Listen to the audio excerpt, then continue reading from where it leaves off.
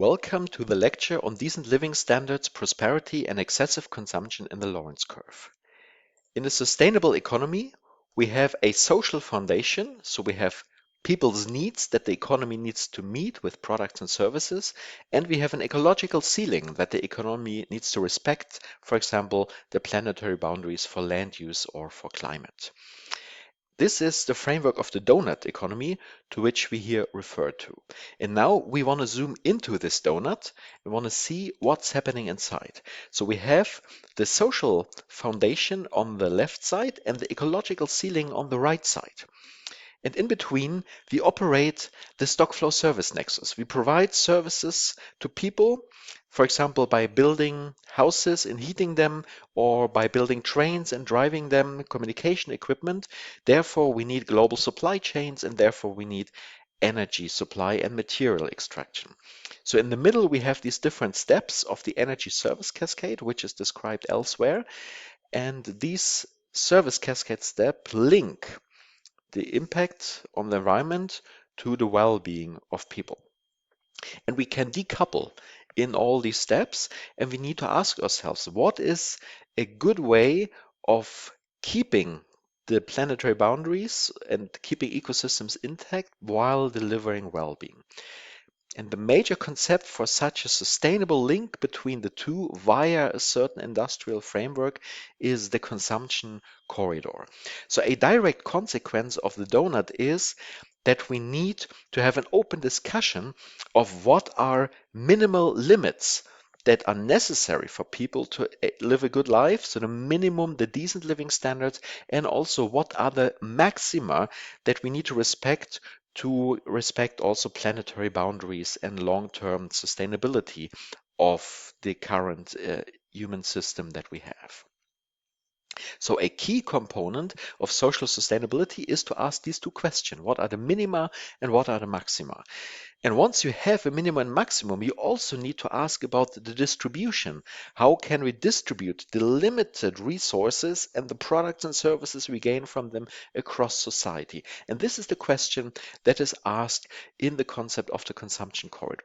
And in particular, we will use the Gini coefficient of inequality, which we'll define later, to link the inequality, the minimum, and the maximum consumption. Here is a definition of the consumption corridor that you can take now some time to read.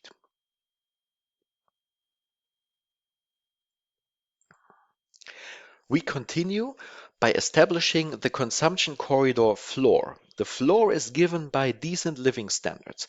Decent living standards is a concept that tries to be, in an objective way, a definition of a lower floor of what is needed for people to report decent living, well-being levels. So the idea is that I have enough shelter, enough education, enough healthcare, collective services like public services, communication, mobility, and of course nutrition, as seen on the right side, so that I have enough of that for a decent life. This means I'm not deprived of any of this service. It's not luxury, it's not that prosperous, but it's decent. And we can translate some of the target values here, that some of them we find in the literature, others we have established with expert consensus. We can find some targets here, and we can translate them into their current material footprints. And we roughly find that on average 6 tons of materials need to be extracted on average per person per year: food, construction minerals, and so on, metal ores, to on average provide such services as listed on the left side to the people. Next to the material throughput that can be attributed to this decent living standards and the consumption corridor floor, we also will have a buildup of stocks. So some of these materials like food are throughput, others are used for stock accumulation. So on average, we need roughly 32 tons per person in cars, in laptops, in buildings and infrastructure, and another 11 tons in indirect. This is stocks in industry, in agriculture, or in freight transport infrastructure to deliver those services eventually. So this is the minimum. Service Well-being, basic well-being established by these DLS services, linked on the environmental side to these material throughputs, 6 tons per capita, with low and high options, of course, depending on the energy supply and the meat consumption share and the transport mode, but there is some range that we see here.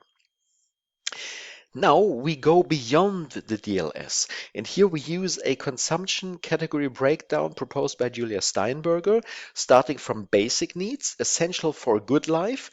This is the decent living standards that we have had so far. And on the other extreme, we have luxury consumption. So really consumption far beyond the average level, pure luxury. And in the middle, we have the tricky part of consumption that is kind of part of our culture. So first we have the needs and wants.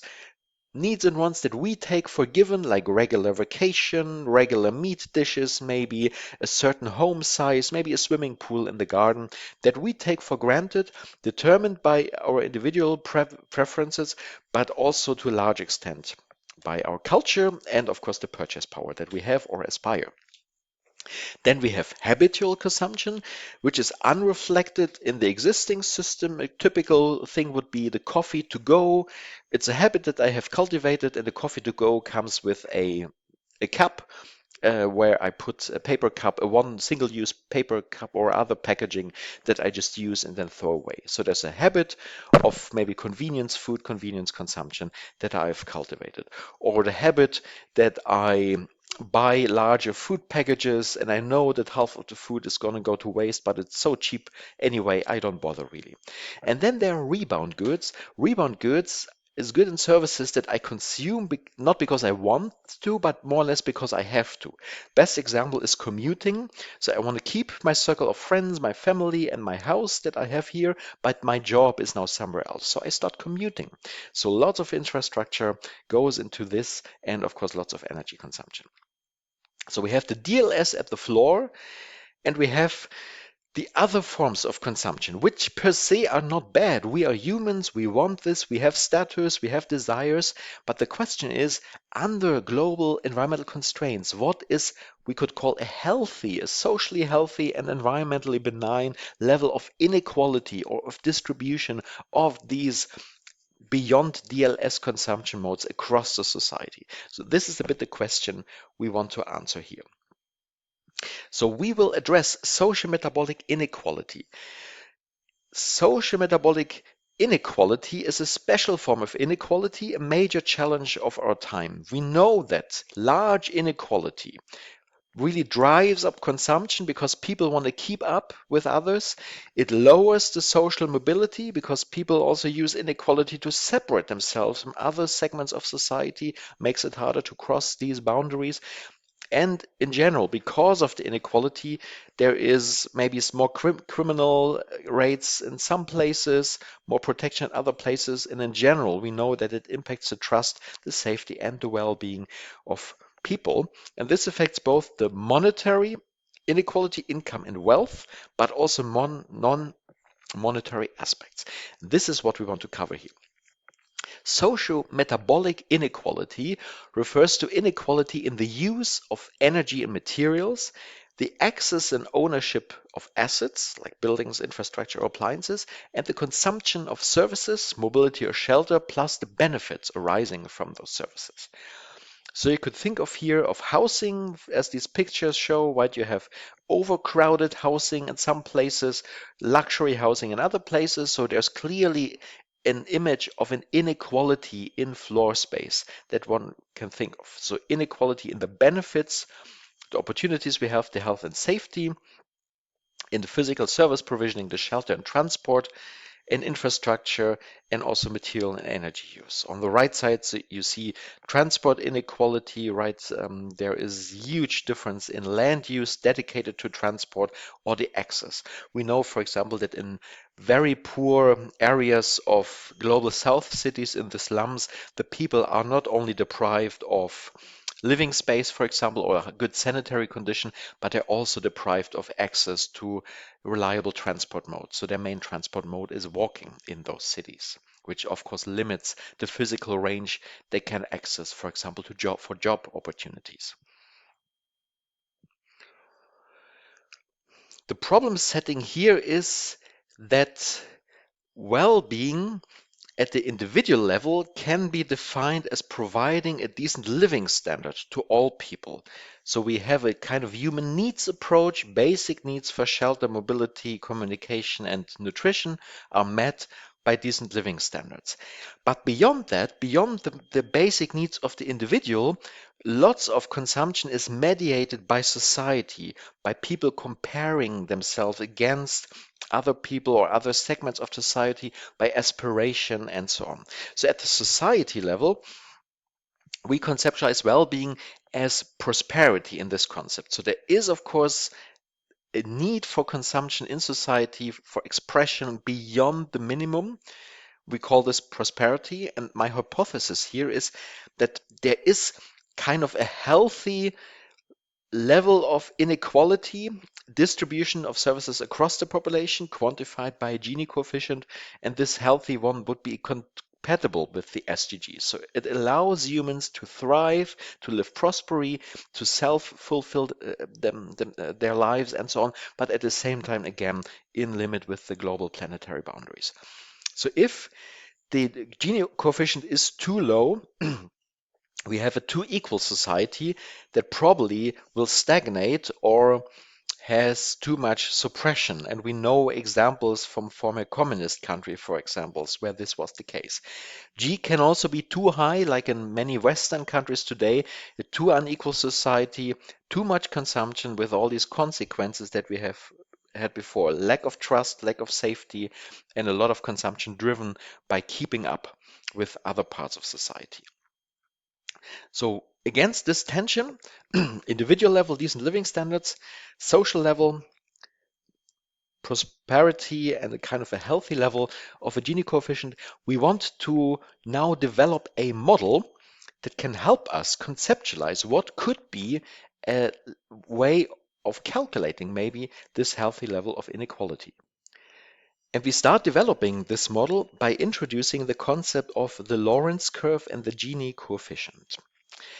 If you take an metabolic indicator, for example, the passenger kilometers by person, or the living space by person, or if you take an economic indicator like income or wealth, you can rank the entire population of the country by these indicators. Some have very little, some have a lot. So you take the people and you sort the people by how much they have of this indicator, how much money, how much living space, for example. And then you plot the sorted cumulative indicator in a normalized diagram as shown here. Normalized means the x and the y-axis go to 0 to 1, 100%, 0% to 100%. So we have the population, the deciles on the x-axis, from the poorest person on the left to the richest person on the right, 0 to 100%, the entire population covered. And on the y-axis, we have the cumulative indicator covered. So for example, for living space, 100% of the y-axis would be the total living space in this country. Like the US has something 22 billion square meters of residential floor space, for example. This would be the 100% y-axis. And the slope of the curve tells you how many people have very little? That's the left part, right? The people with the lowest floor space on the left side. You have a lot of people, you move to the right on this curve, but very little floor space increase. So the curve is flat first, and then you have the rich people, relatively few people as you go to the 7th, 8th, 9th, and 10th deciles, and then the curve gets steeper and steeper because of the sorting process. Then the people with the high floor space come, so you have a relatively small share of the population with a relatively high contribution to the overall floor space. Lorenz curve by the sorting algorithm definition, first flat, then steeper. A perfectly equal distribution would be the straight line shown here, because then each person has the same. So the elasticity is exactly 1, the slope is 1, 10% more of the people will get 10% more of the stock. And the more unequal a quantity is distributed across the population, the more bent this Lorenz curve is. The extreme case would be one person has everything, so the Lorenz curve would be flat first, identical with the x-axis, and then for the last person it would jump from 0 to 1. That is the extreme case. And the Gini index, which is quite a famous inequality measure, is given as the area under this Lorenz curve. We'll see it later in another plot a bit better illustrated. And here we will use a specific mathematical equation for the Lorenz curve, basically a combination of two power functions. We have the x-axis here as noted as x and the indicator normalized as y. And then you see in this particular model, which works well for a lot of empirical data too, we have two power functions, x to the power of p and 1 minus x to the power of 1 over p, which we will use.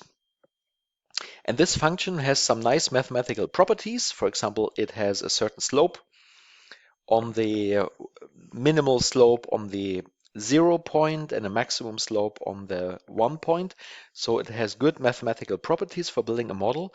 And at the same time, you see this P, this power law indicator, has a relatively easy relation to the Gini coefficient. So this is the mathematical model we will use to building a consumption corridor model.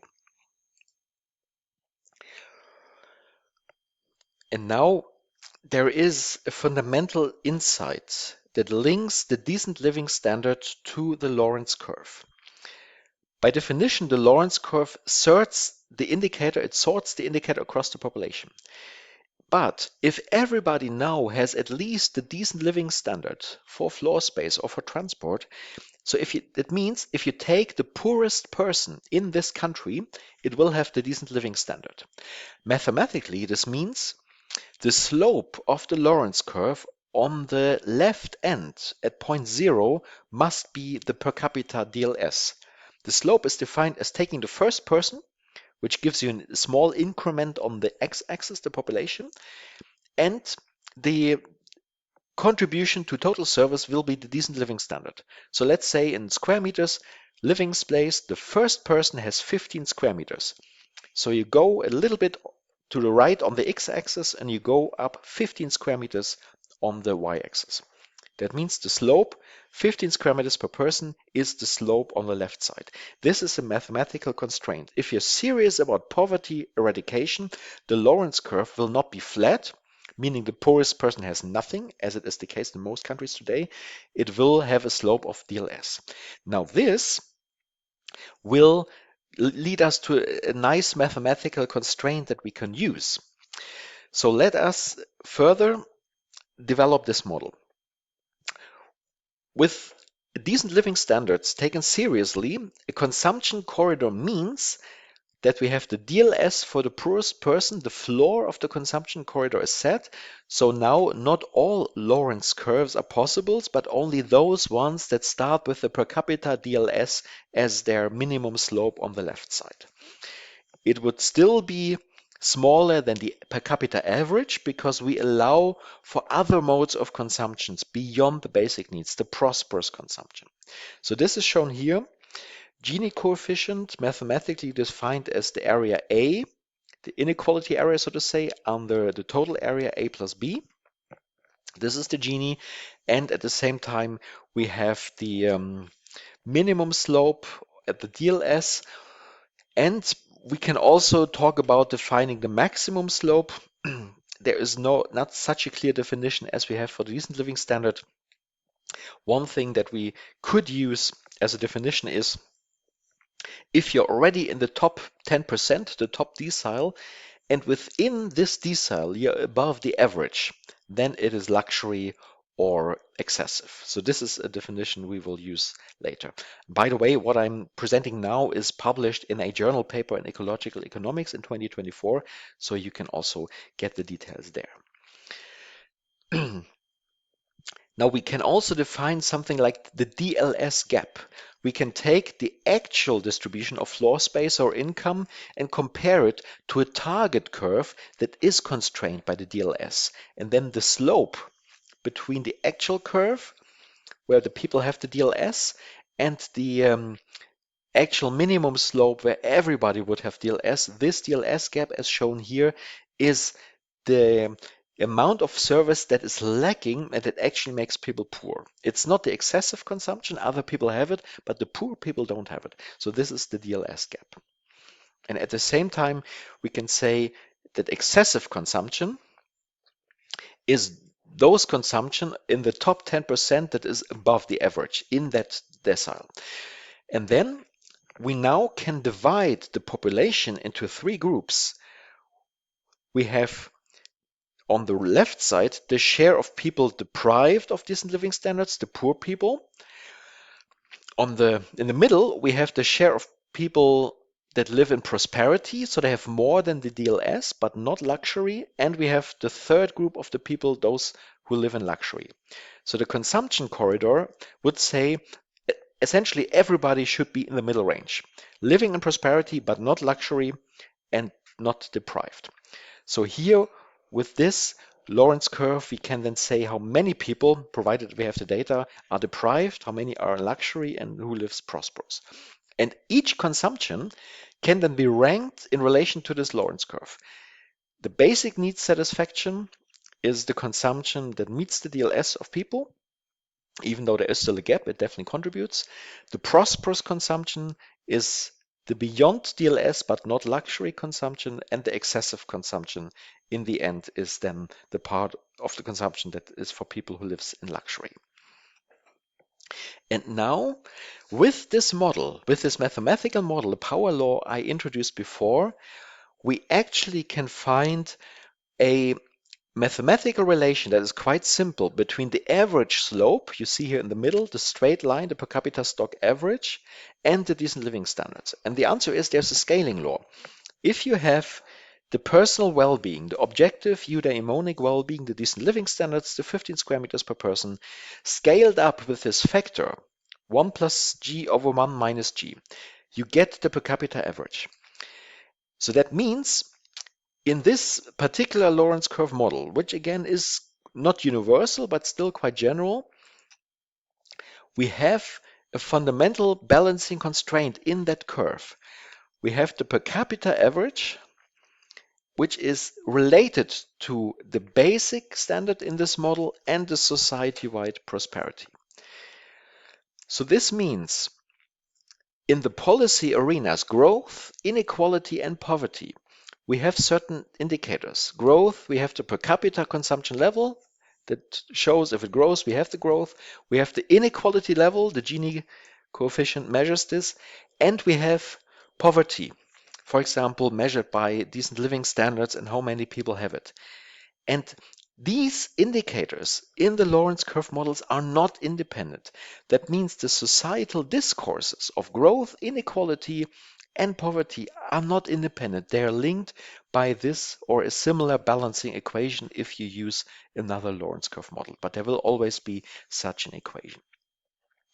And fundamentally, this means if I have a decent living standard in my society, if I have a consumption corridor floor and I add inequality on top, prosperous consumption, I automatically, of course, increase the per capita average, for example, by a scaling model like this. So a fundamental constraint, the main policy indicators for growth, inequality, and poverty are not independent.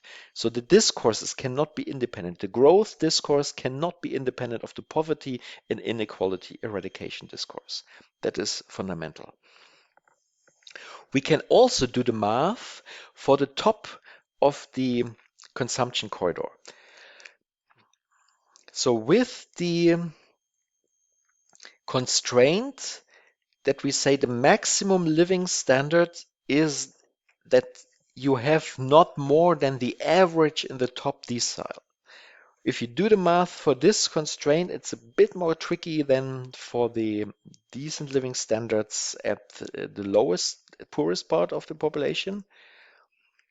If you do the math here, you get a similar equation.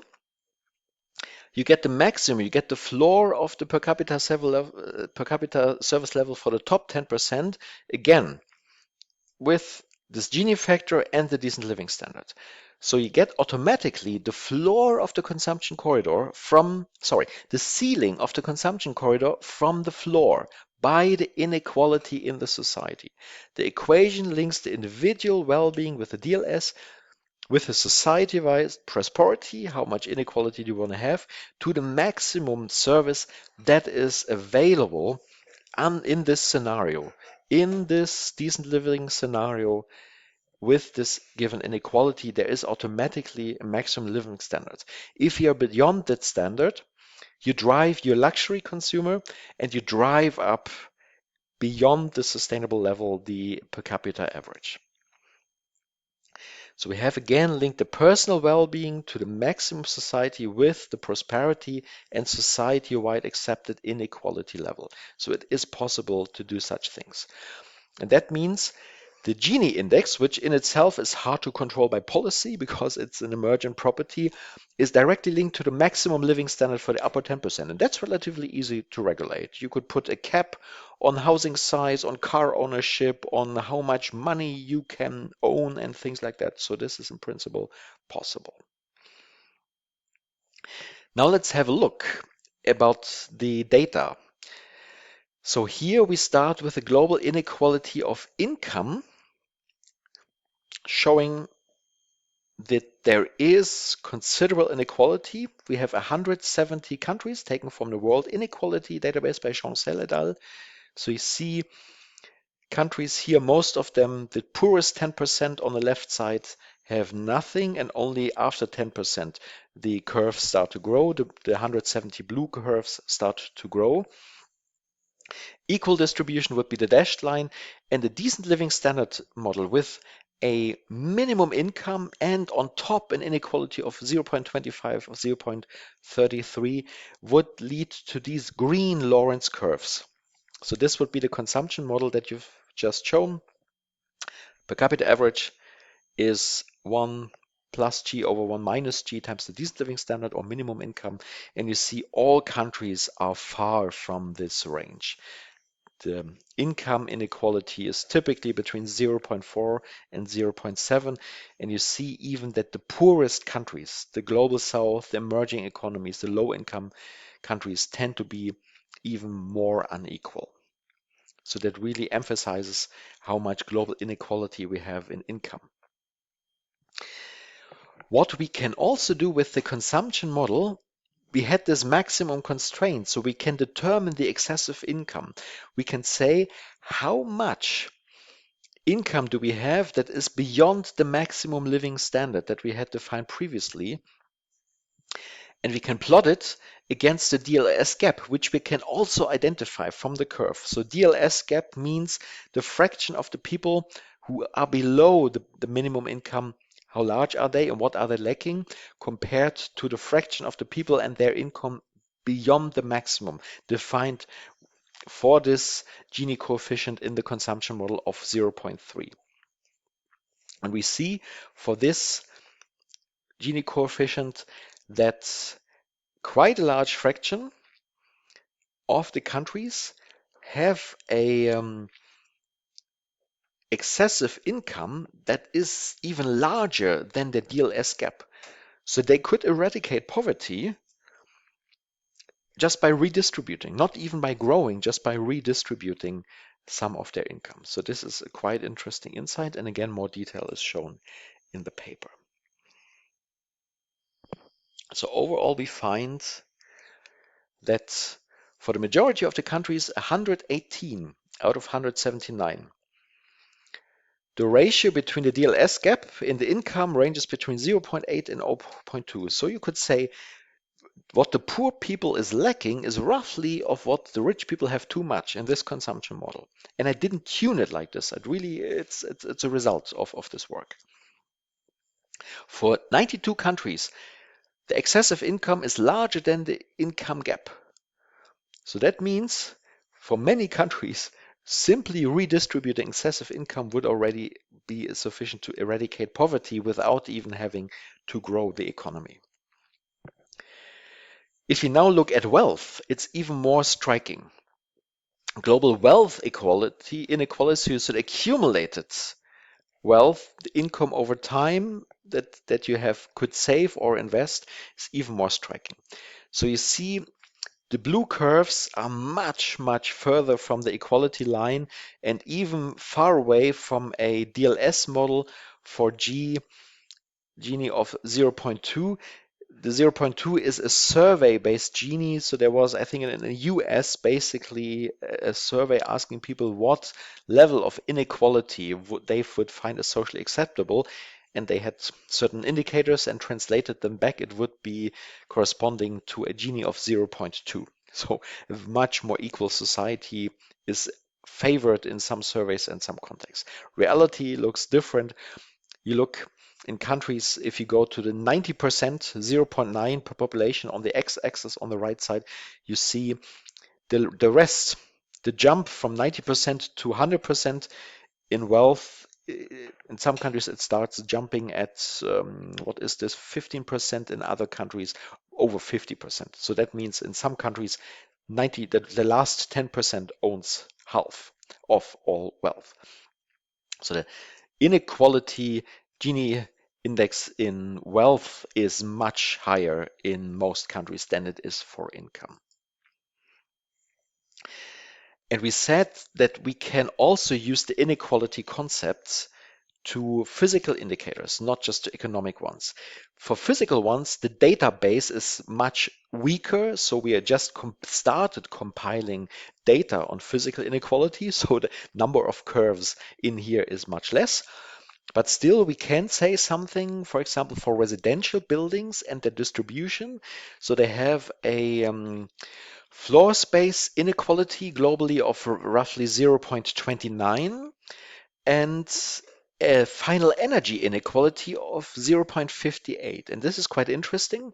So you could see the floor space that provides the shelter is actually not that unequally distributed across the world, even though there are striking differences. Sub-Saharan Africa to USA is a factor of 10, 7 square meters per person average here, more than 70 per square meters person in the US. So there is, of course, a huge discrepancy, but overall Gini is 0.3. So the shelter has aspect, floor space stock has a 0.3 inequality measure. The final energy, so the heated or cooled floor space, 0.58. So that means the building shelter service is much more equally distributed across the globe than the building energy service, heating or cooled. And passenger vehicles are also rather unequally distributed across the world with a stock inequality of 0.58 Gini and final energy 0.64. And this is now country level data aggregated through the globe. But you can, of course, also go down to the city level and see how does inequality look like at the city level. And this has been done, for example, by colleagues from Hong Kong, who presented this work first at the SEM Beijing conference in 2024, and it is published now.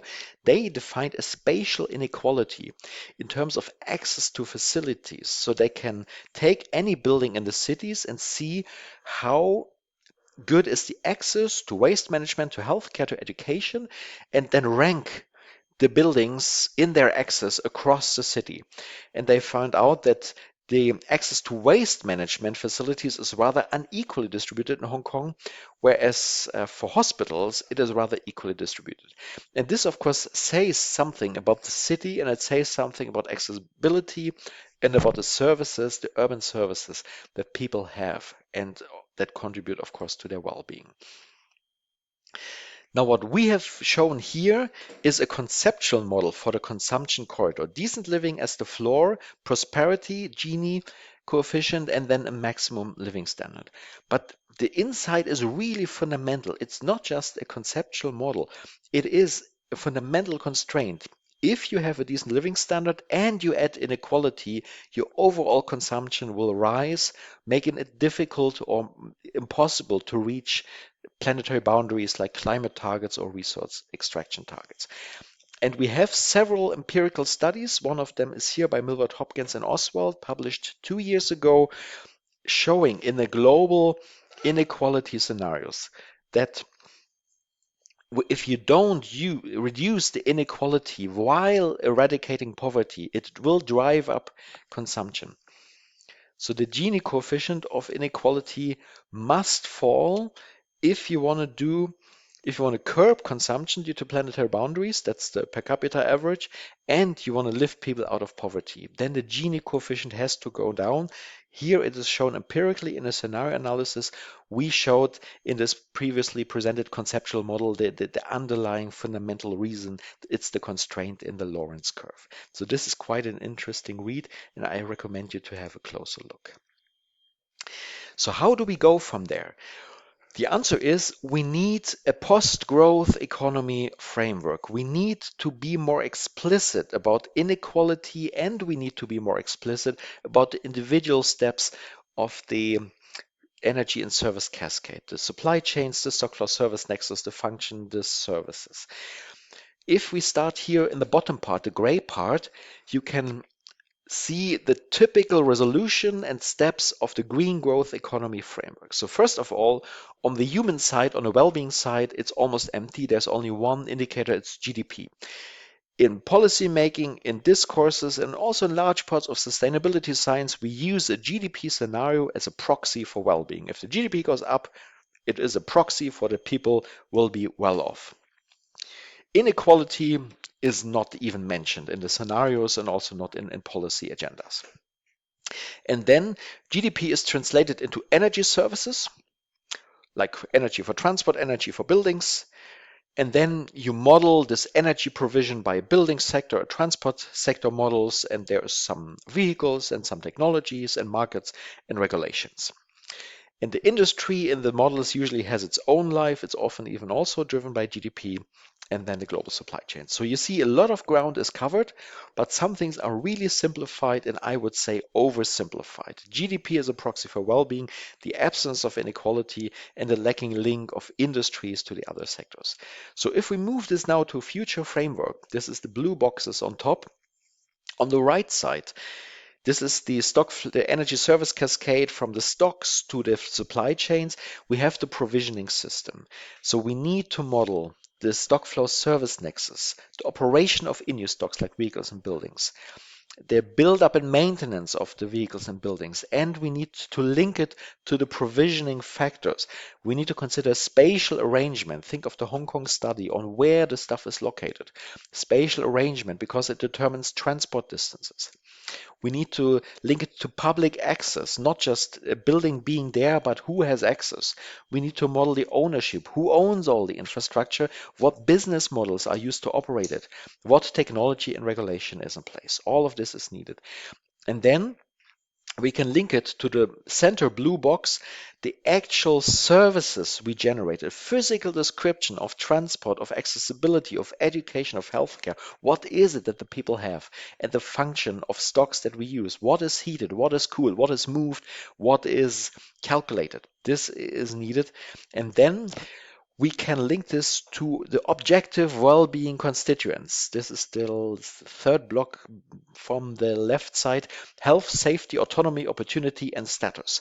So these are aggregate categories of well-being, and they then will link to personal well-being, but of course dependent on the context, dependent on what values people have, the governance, the culture, the trust, and the climate and demographic profile. Of course, this all contributes.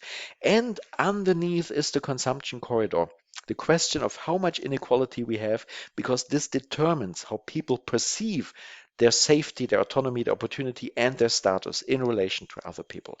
So this would be a post-growth framework. It's more complicated, but definitely more realistic, more rewarding to use such a framework, and in the long run, it's also better science and will give better insights, and definitely more insights that are more suitable for actual sustainability policy instead of just keeping GDP growing and hoping that everything will sort out with some clean energy technology, which is a major constituent, but it's not sufficient. We need to, next to the low carbon energy, worry about the circular economy, worry about the spatial arrangement, the stock flow service nexus, and worry about the distribution and consumption corridor, so that the services actually provide the safety, opportunity, autonomy, and status to the people, and that is also perceived as such, as contributing to well-being and not as detrimental. This was, in a nutshell, my current work on the inequality. I hope you found it interesting. Please have a look at the papers. There is more detail, and you can also reach out to me if you want to explore further ideas. Thank you for your attention.